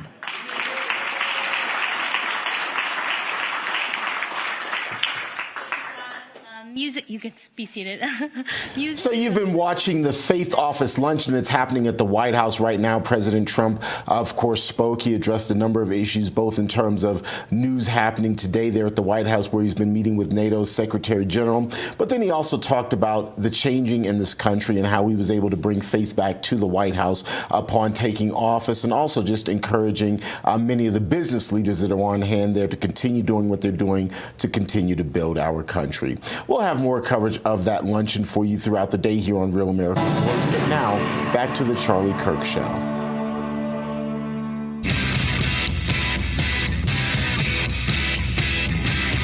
Relentless in spirit. You're listening to the Charlie Kirk Show. Okay, everybody, welcome back. I want to tell you about My Patriot Supply. That is mypatriotsupply.com. Look, the headlines are getting darker by the day. Escalating global conflicts, shaky supply chains, and unstable power grid. Feels like we're one crisis away from total chaos. I've got my 3-month emergency food supply from mypatriotsupply.com. That's why I finally took a step I've been meaning to take for years. Go to mypatriotsupply.com. This is a company I personally trust, and the 3-month kit is their best seller for a reason. Over 2,000 calories a day, and for 3 full months with meals that last up to 25 years. Right now, My Patriot Supply is offering an exclusive deal on this kit just for our listeners, but it will not last long. Shop mypatriotsupply.com. That's mypatriotsupply.com/Kirk. That is mypatriotsupply.com/KIRK. And grab your 3-month emergency food kit with lightning fast free shipping. It could be at your door in just 2 to 3 days. So just go to mypatriotsupply.com/Kirk. Portions of the Charlie Kirk Show are brought to you in part and sponsored in part by My Patriot Supply. That is mypatriotsupply.com. That is mypatriotsupply.com. Email us, as always, freedom@charliekirk.com, and subscribe to the Charlie Kirk Show podcast page. Joining us now is Josh Hammer. Josh, great to see you again. We were on stage together yesterday. I guess to make it fair, we should have Dave Smith also on the show, but we could have Dave back on at another time. But Dave, Josh, I do want to take this opportunity just to promote the debate for those that haven't seen it, to recap it. So, Josh, I want to get your opinion, then we're going to play some pieces of tape. And then, Josh, I want to give you an opportunity to maybe finish some points that you might not have had time to do so. But first, Josh, your impression, your experience at the Turning Point USA high-profile Israel debate. Well, first of all, Charlie, thank you for the invitation to appear at the debate, and thank you for moderating it. You moderated an outstanding debate. I told you in person afterwards that I thought it was 10 out of 10. You did a fantastic job there. Thank you. Look, it's a very emotional topic, and emotions run high there, but there were a lot of substantive points on both sides. One of the things that I want to do, and now that we've already seen what happened, I think it's very clear in retrospect that it was a deliberate one of many deliberate tactics on my end to try to make sure that the people there understand, and the audience watching at home and around the world, that MAGA and America first and the Trump doctrine of foreign policy simply does not mean what libertarian isolationists like Dave Smith think that it means or what they think it ought to mean. The Trump doctrine of foreign policy is a nationalist, realist foreign policy. It is a third way foreign policy between the equally absurd extremes of neoconservatism on the one end and isolationism on the other end. And Charlie, that was a theme that I tried to hit over and over and over again through the course of this debate. It was a very lively audience. The audience was super engaged there. All sorts of applause lines, I thought, for both of us, the occasional boo at times as well. But it was an incredibly enriching and rewarding experience. And I'm deeply happy that I did it. Yeah, and so I want to play some pieces of tape, but I want to congratulate both you and Dave. Usually on Sunday, the rule it works at the rule at Turning Point USA events is Sunday we'll be lucky to have like 1/3 of the room filled. Wow. It's just the way it is. People fly home. They're like, okay, they had a long night the night before. But it was packed. I mean, it was the most packed closing to a summit we've ever had outside of having Trump or something like that, obviously. So let's just play some pieces of tape here that have gone viral. But first, I want to go to a piece of agreement that I think is important. I want to first play cut 257, where I throw it down and I say, look, you can criticize the Netanyahu government. Great, Dave. Josh, you can have a view on, Iranian intervention, but we're not going to put up with this Jew hate stuff. It's not going to happen. We're not going to put up with it. Play cut 257. There is a rise of, I just think, some disgusting stuff online. I'm not blaming you for this. I'm not one of those people, right? But what do you have to say that there's this like dark Jew hate out there? And you see it and I see it. I hate it. It's not good. Yeah. And everyone in this audience, guys, don't get yourself involved in that. I'm telling you, it will rot your brain. It's bad for your soul. It's bad. It's evil. I think it's demonic. Josh, I think that was an important point. Dave agreed, and it really kind of fenced in where this is what I think good faith argumentation versus kind of the slop that we see emerge far too often online. Yeah, and this is the critical distinction. Look, there are so many parts of U.S.-Israel relations, of U.S. involvement in the Middle East more generally, U.S. involvement in the 12-day war against Iran. I think all of this is totally fair game. What should the level of U.S. aid to Israel, what should it be? Should there actually be aid? Dave and I actually agree that aid should be phased out. We disagree on the time frame, but we broadly agree that U.S. aid to Israel ends up being something of a mutual bear hug that, in my judgment, actually ends up undermining both the United States and Israel in the mid to long term. So there was actually a no small amount of agreement when you kind of go between the lines there. But this clip that we just saw, Charlie, is so important. And throughout your entire career, you've just been such a stalwart friend of the Jewish people, defender of the Jewish people. Charlie, you and I are friends. We talk a lot offline. And, yes. I've told you that what you go through on college campuses, when you have these crazy people that have gone down these rabbit holes on social media that are talking to you, Charlie Kirk, a young evangelical Christian, about what is in the Talmud. First of all, my heart breaks, and this is where we are in the year 2025, that a young conservative Christian is being asked to defend the Talmud. It's just an utterly absurd thing. On its face, it is just totally absurd. But more importantly, you do an amazing job with it, an absolutely amazing job of defending the dignity of the Jewish people, the dignity of the Jewish state of Israel there. So God bless you, and thank you for all you've done throughout your career to defend the Jewish people and the Jewish state. I think the crowd and everyone watching at home saw that yet again yesterday. Thank you for saying that. And that is such a good point. And look, some people are, oh, Charlie, how dare you platform? Can you respond to that, Josh? Because they're saying, why'd you platform Dave Smith? By the way, I think that's ridiculous. But it was a debate. Obviously, that I think that we actually get stronger through debate. We should be unafraid to have those kind of discussions. How would you respond to that, Josh? So first of all, this actually was not my first time debating Dave Smith, Charlie. I actually debated him back in February at Princeton University in New Jersey as part of the Steamboat Institute's Campus Liberty Tour, I think is the exact name for that tour. So this is my second time in just 6 months debating him. So if people are blaming Charlie Kirk and Turning Point USA for throwing Dave Smith into a debate, then they probably have other organizations to blame as well. Look, Dave Smith, for better or for worse, your mileage may vary. I obviously am not a fan, to put it mildly, of what the guy says. I think a lot lot of it is egregiously wrong to the point at times of just being utterly offensively wrong. But he has a platform, and people, especially a lot of younger people, really tend to glom on to what he says and to take what he says seriously. And to the extent that we're debating legitimate substantive issues, what is the nature of U.S.-Israel relations? What should U.S.-Israel relations look like? I think that is entirely legitimately fair game. Now, Charlie, it would have been very different if we had gone there on that stage and you as the moderator had said, okay, Josh and Dave, why don't you debate whether Israel is a Nazi enterprise committing a Nazi-esque Holocaust in Gaza, God forbid, or let's debate whether Israel is an apartheid state. I mean, there are some things that I think definitely should not be subject to a legitimate debate, especially at a high-profile, highly influential conference like TPUSA's Student Action Summit. But that's not what we did on stage yesterday, and I'm really just quite pleased with how it went. I want to play one more piece of tape here, but now I want to let's just play this here. This is towards the end, and the agreements, and let's just go through. You and Dave both agreed on a sunsetting of aid to Israel, that the United States should decouple. And I've said this for a while. By the way, Bibi Netanyahu has also said this, that if Israel is betting on the domestic support of the American body politic, that is a risky support, a risky bet. Things can change over time. Let's go to the agreements. Let's go to cut 254. I want to just summarize. This was time well spent. Both Dave and Josh agree on some plan to wind down U.S.-Israel aid. That was an agreement, correct? The timeline you could debate about.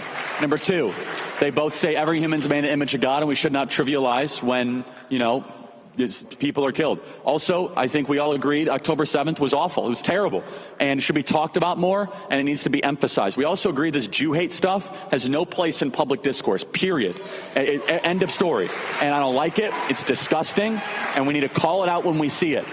And finally, I think the fifth is that I hope we demonstrated, and both our participants got a little lively at times, that this is a debate worth having, that it's better to have this out in the open than silence people and censor them and call them names. Instead, this is how we solve our problems. Give it up for Josh and Dave one last time, everybody. Thank you. So, Josh, comment on the agreement.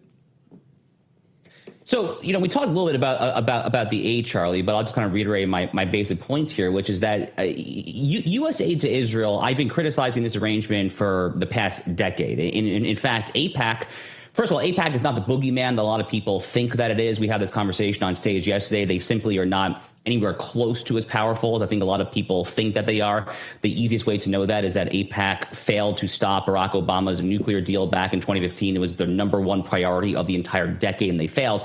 But nonetheless, despite that point, I'm not personally a fan of them because they exist effectively in large part to get these large-scale and annual aid appropriations, roughly $3.8 billion in the most recent aid package every year from the U.S. to Israel. Now, in my opinion, that aid ends up being harmful to both countries. From the United States' perspective, it does end up being a crony capitalist bit of the military-industrial complex that President Dwight Eisenhower famously warned about in his farewell address. You end up essentially subsidizing Boeing, Northrop Grumman, very large fat cat defense contractors, people, the kind of companies that Lindsey Graham lobbies for. You frankly don't need any more money flowing into their coffers. But from Israel's perspective, they should understand, I think, Israel, that the more that they are reliant on foreign aid, the more that you embolden other countries that are not, in this case, Israel, to essentially wag a finger and no, you can't do XYZ thing or else we're going to cut off your aid. We saw that time and time again from the Biden administration in particular after October 7th. And if you actually believe in Zionism, Charlie, Zionism is this word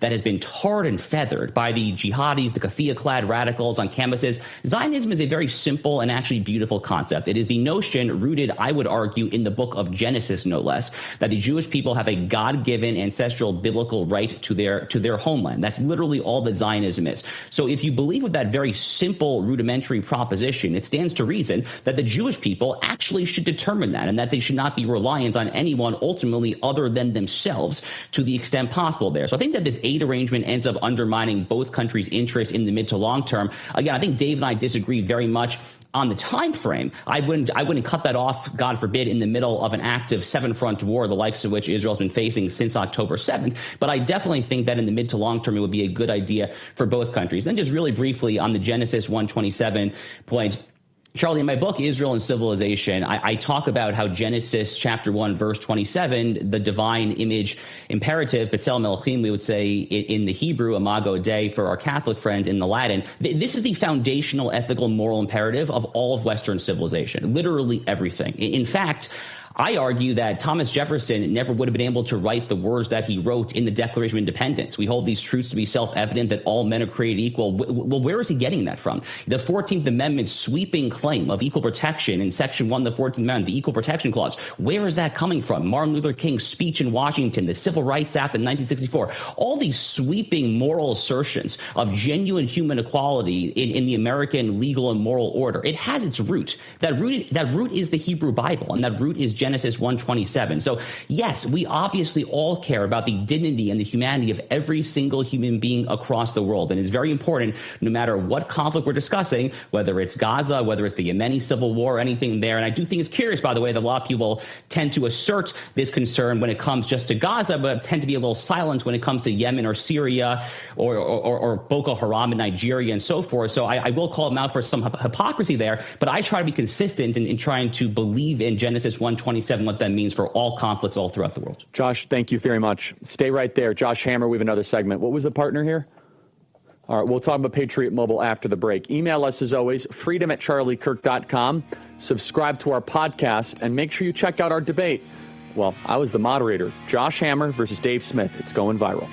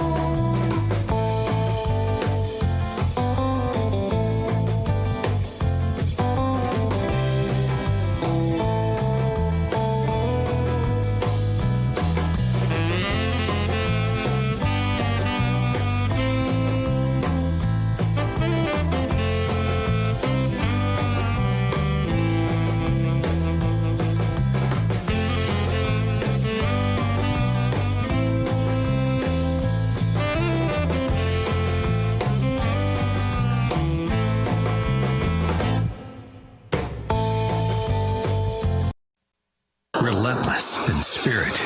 You're listening to The Charlie Kirk Show. Okay, everybody, I want to tell you about YREFI. It's YREFI.com, YREFY.com. Private student loan debt in America totals about $300 billion. YREFI refinances private student loan debt, and they do not care what your credit score is. Many clients aren't even able to make the minimum monthly payment on their private student loans when they first contact YREFI. Go to YREFI.com. That is YREFY.com. You don't have to ignore that mountain of student loan statements on your kitchen table anymore. So go to YREFI.com. Do you have a co-borrower? Well, YREFI can get them released from the loan, and you can give mom or dad a break. Go to YREFI.com. That's, can you imagine being debt-free and not living under this burden anymore? So go to YREFI.com. That is YREFY.com. And let's face it, if you have distress or defaulted private student loans, there's no better place to go than YREFI. They provide you with a custom loan payment based on your ability to pay. They're not a debt settlement company. So check it out right now at YREFI.com. May not be available in all 50 states. And I guarantee you, somebody in this audience has private student loan debt that could be helped with YRefi, that you know somebody. Go to YRefi.com. That is YREFY.com. Stay right there.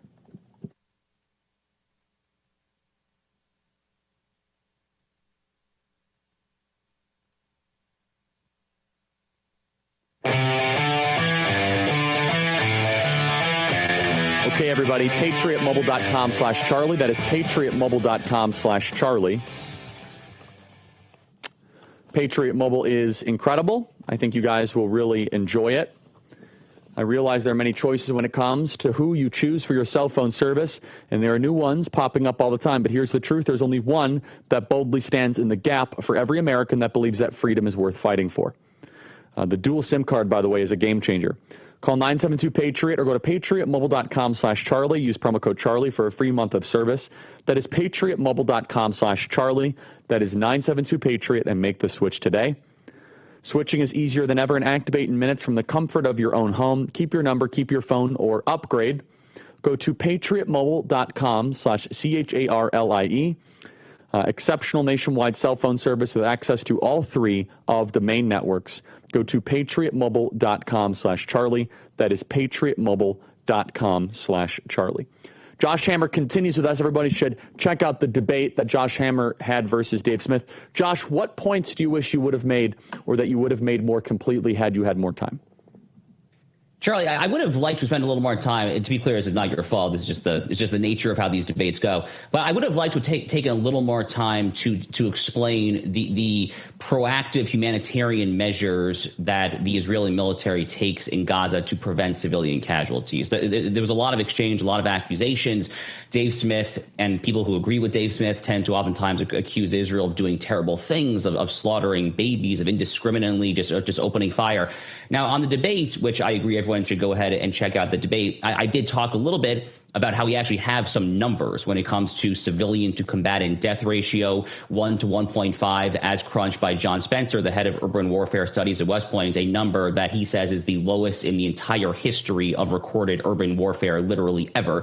So the most humane. But I would have liked to explain a little bit more about how the IDF, going back at least as far as the 2014 war in Gaza, arguably as far back, I think maybe as even the prior conflict, 2012, they will literally drop leaflets out of the sky onto buildings. They will individually call up apartment buildings and stores and houses and say there is going to be a military operation here because there is a Hamas facility headquartered, as the case may be, in the mosque where you are or in the housing area where you are there. So we're going to have to take care of this. So you have 30, 60 minutes, 2 hours, 4 hours, whatever it is, to basically get the heck out of Dodge. They do this all the time there. So look, in many ways, Israel is the IDF, along with the U.S. Army, is the most moral warfighting machine in the modern history of the world. So these continued allegations of just effectively just trying to turn the old blood libel smear and then turn it on the Jewish military when it comes to Gaza is really just a frankly despicable lie. And I would have liked to have taken a little more time to explain why it simply is not the case there, because, again, they go above and beyond, Charlie. Sometimes, frankly, even some folks in the U.S. military have looked at what Israel does. And I've heard some veterans say, wow, I mean, we would never do such a thing there. So, we complain a lot about how Barack Obama put overly restrictive rules of engagement on our own boys here in the U.S. military. Israel goes so far, arguably, one might even argue, but perhaps at times too far, to impose ultra strict rules of engagement on their own forces, all trying to basically appease these nefarious and scandalous allegations of indiscriminately slaughtering children, none of which is even remotely true. In closing here, Josh, what would you say is the takeaway of how young people are viewing this issue and what you maybe learned throughout the debate on a better way to keep framing it to win over younger people? Charlie, look, you and I are in our 30s. At least I think you're in your 30s. We're basically. Yeah, I'm 36. So we're effectively the same age. And we grew up in the context and in the immediate aftermath of the failed regime change, moralistic boondoggles in Iraq and Afghanistan. And for younger millennials and Gen Z who grew up in this context, they rightfully are skeptical when it comes to U.S. military involvement overseas. I think that Operation Midnight Hammer, Trump's 12-day war, the 37-hour B-2 bomber runs in Iran, could potentially be an inflection point in showing to young people that not every use of American military force, Trump did the same thing with Qasem Soleimani and Abu Bakr al-Baghdadi, the head of ISIS, by the way, back during his first term. I think he has shown yet again with this extraordinarily successful surgical strike in Iran, a strike, by the way, that would not have been possible were it not for the IDF essentially neutralizing the Iranian air control and missile launchers and all of that there. But with this strike, I think that Donald Trump has highlighted for young people for maybe the first time in their lives what a truly surgical strike, nationalist, realist, bomb the crap out of our enemies who want to kill us and then get the heck out. What that kind of foreign policy can actually look like. Charlie, it is the Trump doctrine in action, as I've been arguing for the past month, and I'm just proud to call this man commander-in-chief because, again, he fulfilled multiple campaign promises with one strike of the blow. He has set Iran's nuclear ambitions back by many years, on the one hand, and two, he did so without starting a war, without a single American casualty. Check out the Josh Hammer Show and check out Newsweek.com. Josh, thank you so much. Email us, as always, freedom@charliekirk.com, and subscribe to our podcast. Excellent show today. We'll see you guys tomorrow.